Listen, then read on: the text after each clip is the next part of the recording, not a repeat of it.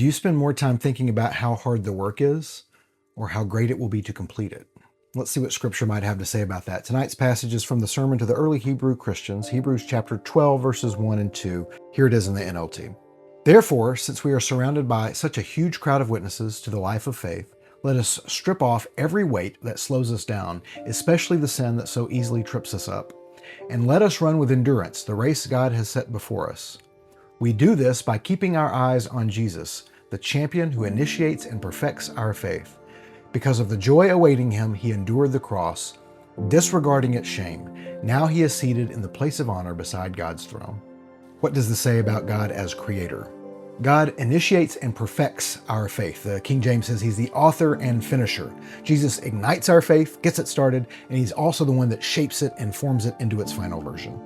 What does that final form of faith look like? For Jesus, it was taking on not just the pain, but also all the shame that crucifixion meant to the God-fearing Jewish believers at the time. It was the worst curse.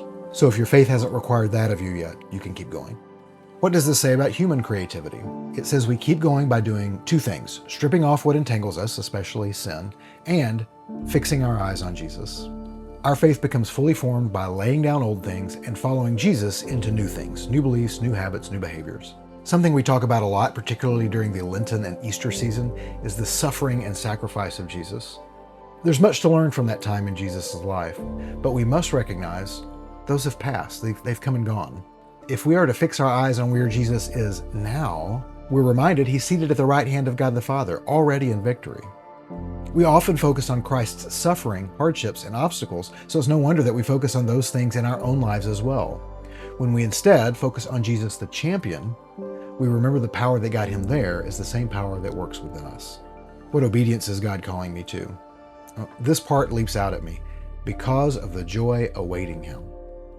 Many days, all I can see is the tough stuff between here and there, the hard things I need to do now in a thankless obscurity, rather than the joy that awaits me by completing them, rather than the joy that will come to other people when my hard work is done and published.